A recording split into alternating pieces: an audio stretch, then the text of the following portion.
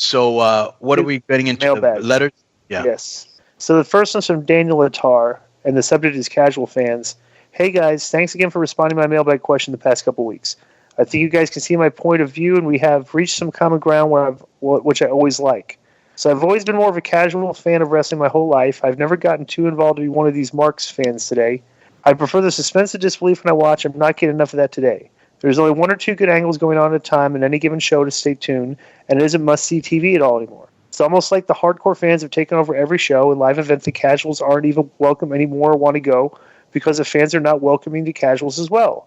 I simply live a life and have too many other things to get bothered with the industry more because of this, but still like to keep up on a lot of things I grew up on. So I guess my question this week is, does that help or hurt the industry pushing away casual fans like me? Fans like we used to make up for a lot of viewers that you don't see anymore. Why is the industry catering to such a small group of people like the hardcore fans? And do you think if they changed, they would start seeing an increase in viewers? Sorry if you've covered these topics before. P.S. Disco is the man for always keeping it real. Great picks on those tracks every week, too. Keep it up, boys. All the wrestling podcasts are fake. You guys keep 100. If it wasn't for you guys, I probably wouldn't even keep up with the industry at all anymore. Wow. Well, thank you for the props. Well, it's just a basic formula, okay?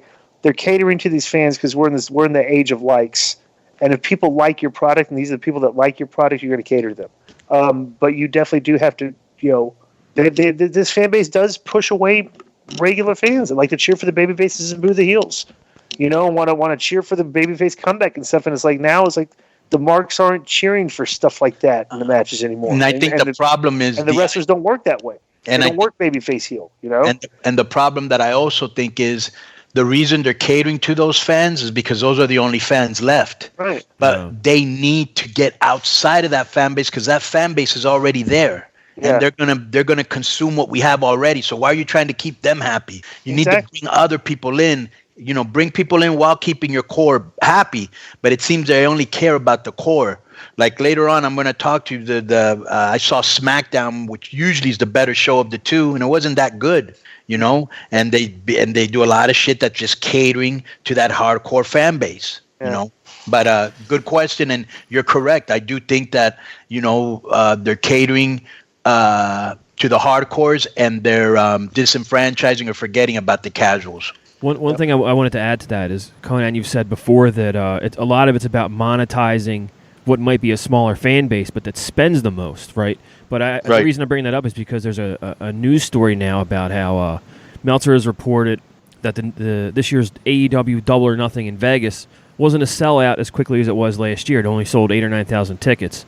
Right. And he says that's, from his perspective, due to the fact that there's also no StarCast. Now there's no StarCast because the StarCast in Vegas, according to Meltzer, was a money loser last year. So you remember how crazy the first StarCast was. I mean, that was packed with people, huge gate and everything like that. You see the same people at these StarCasts you're going to quit going. You're running out, yeah, and that's what happened to them in Vegas. And I would guess the one in Baltimore might not have done so great either. It was a smaller location. I also heard that when keeping it 100 didn't go, that also hurt ticket sales and also interest.